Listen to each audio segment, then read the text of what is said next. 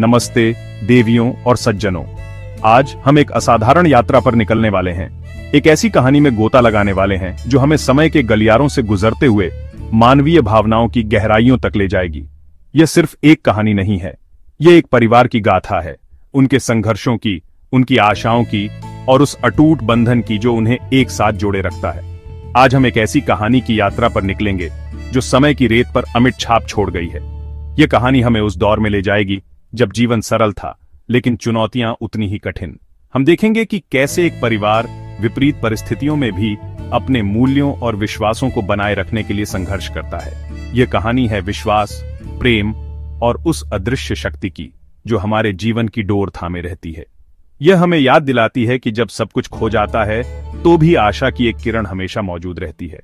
यह हमें सिखाती है कि परिवार का महत्व क्या होता है और कैसे प्रेम और करुणा हमें सबसे कठिन समय में भी आगे बढ़ने की शक्ति देते हैं। बेतलेहम की उपजाऊ भूमि पर अकाल का साया था। खेत सूख गए थे, फसलें मुरझा गई थीं और लोगों के दिलों में निराशा छा गई थी। यह एक ऐसा समय था जब हर तरफ हाहाकार मचा हुआ था और भविष्य अंधकारमय लग रहा था। हर तरफ निराशा थी। लोग भूखे थे, बच्चे कमजोर थे और बूढ़े बेसहारा थे। ऐसा लग रहा था कि जैसे भगवान ने भी उनसे मुंह मोड़ लिया है। ऐसे समय में एलीमेलेक ने अपने घर और जड़ों को छोड़ने का कठिन निर्णय लिया। ये एक ऐसा फैसला था जो उसके जीवन को हमेशा के लिए बदल देगा। उसने सोचा कि शायद किसी और जगह, किसी और देश में उसके परिवार को बेहतर भविष्य मिल सकता है। एलीमेलेक, उनकी पत्नी नाओमी, एक समझदार और ममतामयी स्त्री जो हमेशा अपने परिवार के लिए समर्पित थी। नाओमी ने हमेशा एलीमेलेक का साथ दिया, चाहे परिस्थितियां कितनी भी कठिन क्यों न हों। और उनके दो बेटे महलोन और किल्योन, युवा और उत्साही, जिनके कंधों पर अपने परिवार की उम्मीदों का बोझ था, वे अपने माता पिता के साथ एक नए जीवन की तलाश में निकलने के लिए तैयार थे। बेहतर भविष्य की उम्मीद में मोआब देश की ओर चल पड़े। उन्होंने अपनी सारी संपत्ति को समेटा, अपने घरों को अलविदा कहा और एक लंबी और कठिन यात्रा पर निकल पड़े। यह एक अनजान देश था जहां सब कुछ अलग था। भाषा अलग थी, संस्कृति अलग थी और लोग भी अलग थे। उन्हें नहीं पता था कि उनका भविष्य क्या होगा, लेकिन वे आशा नहीं छोड़ रहे थे। उनका सफर सिर्फ मीलों का नहीं, भावनाओं का भी था। हर कदम पर उन्हें अपने अतीत की याद आती थी, अपने दोस्तों और रिश्तेदारों की याद आती थी और अपने घर की याद आती थी। वे अपनी यादों और पहचान को पीछे छोड़ रहे थे। यह एक दर्दनाक अनुभव था, लेकिन उन्हें पता था कि उन्हें आगे बढ़ना है, अपने परिवार के लिए। नाओमी का दिल भारी था क्योंकि वह जानती थी कि यह सफर कितना मुश्किल होने वाला है। उसे अपने बेटों के भविष्य की चिंता थी और वह चाहती थी कि वे सुरक्षित रहें, लेकिन उसने अपने परिवार के लिए हिम्मत दिखाई। उसने अपने पति और बेटों को प्रोत्साहित किया और उन्हें विश्वास दिलाया कि वे सब कुछ ठीक कर लेंगे। मोआब पहुंचकर उन्होंने नई जिंदगी शुरू करने की कोशिश की। उन्होंने एक छोटा सा घर किराए पर लिया और काम की तलाश में निकल पड़े। वे अजनबी थे, लेकिन हार नहीं मानी। उन्होंने स्थानीय लोगों से दोस्ती करने की कोशिश की और उनकी संस्कृति को समझने की कोशिश की। धीरे धीरे उन्होंने वहां अपनी जगह बना ली। लोगों ने उन्हें स्वीकार करना शुरू कर दिया और वे मोआब के समाज का हिस्सा बन गए। एलीमेलेक और नाओमी को लगा कि शायद अब शांति मिलेगी, कि शायद अब उनके जीवन में खुशियां लौट आएंगी। उन्होंने सोचा कि उन्होंने अपने परिवार को सुरक्षित कर लिया है, लेकिन जीवन की पटकथा अक्सर हमारी सोच से अलग होती है। अप्रत्याशित मोड़ आते हैं और हमारी योजनाएं धरी की धरी रह जाती हैं। यह तो बस एक दुखद अध्याय की शुरुआत थी, एक ऐसा अध्याय जो नाओमी के जीवन को हमेशा के लिए बदल देगा और उसे एक ऐसे रास्ते पर ले जाएगा जिसकी उसने कभी कल्पना भी नहीं की थी। जीवन का चक्र अप्रत्याशित होता है। यह कभी ऊपर तो कभी नीचे जाता है। सुख और दुख के पल आते जाते रहते हैं। हम सोचते हैं कि हम सब कुछ नियंत्रित कर सकते हैं, लेकिन वास्तविकता यह है कि जीवन अपनी गति से चलता है। भाग्य के हाथों में हम सब कठपुतली की तरह हैं और हमें नहीं पता कि आगे क्या होने वाला है। मोआब में एलीमेलेक का परिवार नई आशा लेकर आया था। एक बेहतर भविष्य की तलाश में, अपने वतन को छोड़कर एक अनजान जगह पर बसने की उम्मीद में, वे अपने साथ अपने सपने और आकांक्षाएं लेकर आए थे, यह सोचकर कि यहां उन्हें शांति और समृद्धि मिलेगी। लेकिन भाग्य ने क्रूर खेल खेला। उनकी उम्मीदों पर पानी फिर गया और उनके सपनों को चकनाचूर कर दिया गया। जीवन ने उनके लिए कुछ और ही योजना बना रखी थी, एक ऐसी योजना जो दुख और निराशा से भरी हुई थी। सबसे पहले एलीमेलेक चल बसे। परिवार का मुखिया, सहारा देने वाला, हमेशा के लिए उनसे दूर चला गया। यह एक ऐसा आघात था जिससे उबरना मुश्किल था, एक ऐसा घाव जो कभी नहीं भर सकता था। नाओमी अपने 2 बेटों के साथ परदेश में अकेली रह गई। एक विधवा, एक अजनबी, एक ऐसी महिला जो अपने जीवन के सबसे कठिन दौर से गुजर रही थी। उसके सामने अनिश्चितता का एक लंबा सफर था और उसे नहीं पता था कि वह इसे कैसे पार करेगी। समय बीता और नाओमी ने अपने बेटों का विवाह। उसने सोचा कि शायद अब खुशियां लौट आएंगी, कि उसके बेटों की गृहस्थी बसने से उसे कुछ सुकून मिलेगा। वह अपने बेटों के लिए एक अच्छी जीवन साथी चाहती थी, एक ऐसी लड़की जो उनके जीवन को खुशियों से भर दे। मोआब की युवतियों ओर्पा, वह एक सुंदर और सुशील लड़की थी जो अपने परिवार के प्रति समर्पित थी। नाओमी को लगा कि वह उसके बेटे के लिए एक अच्छी पत्नी साबित होगी और रूत से कर दिया। रूत भी एक नेक दिल और प्यारी लड़की थी जिसमें नाओमी को अपनी बेटी की छवि दिखाई देती थी। कुछ समय के लिए घर में खुशियां लौटी। नाओमी को लगा कि उसकी प्रार्थना सुन ली गई है और अब उसके जीवन में फिर से उजाला होगा। लेकिन लगभग 10 साल बाद एक बार फिर भाग्य ने अपना क्रूर चेहरा दिखाया। खुशियां पल भर में काफूर हो गईं और नाओमी के जीवन में फिर से अंधेरा छा गया। महलोन और किल्योन भी चल बसे। नाओमी के दोनों बेटे, उसकी उम्मीदें, उसके सहारे, सब कुछ खत्म हो गया। नाओमी ने अपने पति और दोनों बेटों को खो दिया। वह पूरी तरह से टूट चुकी थी। उसका जीवन अर्थहीन हो गया था। उसने सब कुछ खो दिया था और उसके पास कुछ भी नहीं बचा था। अब उसके साथ थीं उसकी 2 जवान विधवा बहुएं जो अपने पतियों को खोने के गम में डूबी हुई थीं। वे तीनों एक ही नाव में सवार थीं और उन्हें एक दूसरे का सहारा था। ओर्पा और रूत, 2 युवा विधवाएं जो अपने भविष्य को लेकर चिंतित थीं। उसका नाम नाओमी, जिसका अर्थ है सुखद, एक ऐसा नाम जो कभी उसके जीवन में खुशियां लेकर आया था, अब एक कड़वा मजाक सा लगने लगा था। उसका नाम उसकी वर्तमान स्थिति का उपहास कर रहा था, जैसे कि भाग्य उसे चिढ़ा रहा हो। उसने खुद को मारा कहना शुरू कर दिया। कड़वा। उसने अपने नाम को अपनी पीड़ा का प्रतीक बना लिया था। उसने कहा, सर्वशक्तिमान ने मेरे साथ बहुत कड़वाहट का व्यवहार किया है। उसने भगवान से शिकायत की, अपने भाग्य को कोसा और अपने जीवन की निराशा पर विलाप किया।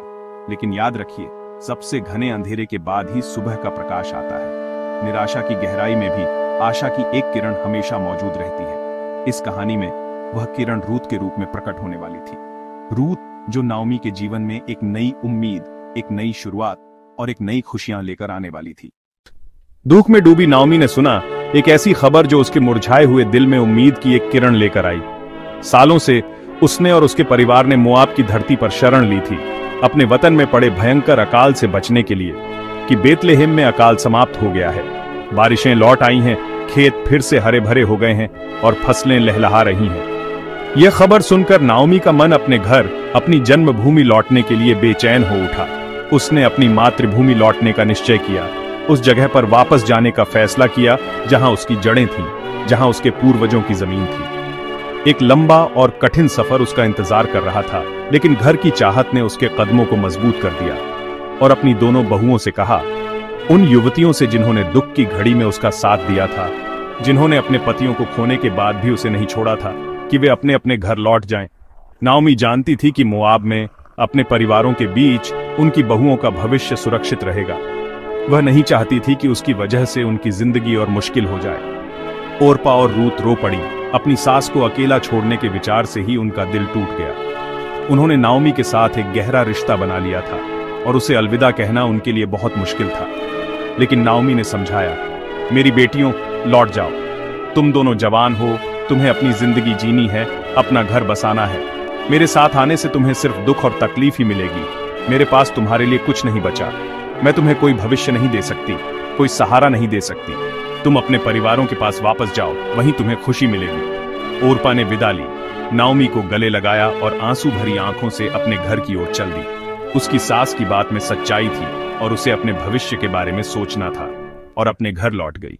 लेकिन रूत के दिल में कुछ और ही चल रहा था। रूत अपनी सास से लिपटी रही। वह नाओमी को अकेला नहीं छोड़ सकती थी, खासकर इस मुश्किल घड़ी में। उसने अपनी सास के साथ दुख देखा था और अब वह उसके साथ सुख भी देखना चाहती थी। नाओमी ने उसे भी जाने के लिए कहा, उसे समझाने की कोशिश की कि उसका फैसला गलत है, कि उसे अपने भविष्य के बारे में सोचना चाहिए। लेकिन रूत का निश्चय अटल था। उसके कदम नहीं डगमगाए, उसकी आवाज नहीं कांपी। उसने अपना मन बना लिया था और कोई भी उसे नहीं बदल सकता था। रूत ने कहा, जहां तू जाएगी वहां मैं भी जाऊंगी। तेरा रास्ता मेरा रास्ता होगा, तेरा दुख मेरा दुख होगा और तेरा सुख मेरा सुख होगा। तेरे लोग मेरे लोग होंगे, मैं तेरे लोगों को अपना मानूंगी, तेरे रीति रिवाजों को अपनाऊंगी और तेरे समाज में घुल मिल जाऊंगी। तेरा परमेश्वर मेरा परमेश्वर होगा, मैं तेरे परमेश्वर को अपना परमेश्वर मानूंगी, उसकी आराधना करूंगी और उसी में अपनी शरण ढूंढूंगी। जहां तू मरेगी वहीं मैं भी मरूंगी। रूत ने अपनी सास के साथ जीने और मरने की कसम खाई, एक ऐसा बंधन बनाया जो मौत भी नहीं तोड़ सकती थी। यह सिर्फ एक वादा नहीं था, यह सिर्फ एक वचन नहीं था, बल्कि यह रूत के दिल की गहराई से निकली हुई एक प्रतिज्ञा थी। यह समर्पण था, एक अटूट बंधन का ऐलान। रूत ने नाओमी के प्रति अपनी वफादारी, अपना प्यार और अपनी श्रद्धा का प्रदर्शन किया। रूत की वफादारी ने इस कहानी को एक नया मोड़ दिया। उसकी अटूट निष्ठा ने नाओमी के जीवन में एक नई उम्मीद जगाई और उन्हें एक साथ एक नई यात्रा पर ले जाने का फैसला किया। वे दोनों, एक बूढ़ी माँ और उसकी बहू, एक दूसरे का सहारा बनकर, एक दूसरे की ताकत बनकर बेतलेहेम की ओर चल पड़ी। एक अनजान भविष्य उनका इंतजार कर रहा था, लेकिन उनके दिलों में एक अटूट बंधन था जो उन्हें हर मुश्किल का सामना करने की शक्ति देगा। बेतलेहेम पहुंचते ही शहर में हलचल मच गई। लोग नाओमी को पहचान नहीं पाए, वह अब पहले जैसी नहीं रही थी। नाओमी ने कहा, मुझे मारा कहो क्योंकि मैं खाली हाथ लौटी हूं। लेकिन रूत की उपस्थिति आशा की एक लौ थी। वे जौ की कटनी के समय पहुंची, नई शुरुआत का प्रतीक। रूत ने नाओमी से कहा, मुझे खेतों में जाने दो ताकि मैं बालें बीन सकूं।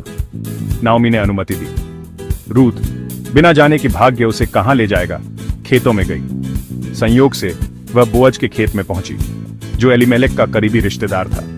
रूत की मेहनत और विनम्रता किसी की नजर में आ चुकी थी। बोअज ने रूत को मजदूरों के बीच काम करते देखा। उसकी शालीनता और परिश्रम ने बोअज का ध्यान खींचा। बोअज ने अपने सेवकों से पूछा, यह स्त्री कौन है? उसे बताया गया कि यह वही मोआबी महिला है जो नाओमी के साथ आई है। बोअज ने रूत से कहा, मेरी बेटी, यहीं रहो, मेरी दासियों के साथ काम करो। उसने उसे सुरक्षा और भोजन का आश्वासन दिया। रूत बोअज की कृपा से अभिभूत हो गई। उसने पूछा, मुझ पर इतनी कृपा क्यों? बोअज ने कहा, जो कुछ तूने अपनी सास के लिए किया है वह सब मुझे बताया गया है। बोअज ने उसे आशीर्वाद दिया, ईश्वर तुझे प्रतिफल दे। बोअज की दयालुता ने रूत के जीवन में सम्मान और सुरक्षा की शुरुआत की। उस शाम रूत उम्मीद से कहीं ज्यादा जौ लेकर लौटी। नाओमी ने पूछा, कहां काम किया? रूत ने बोअज का नाम बताया।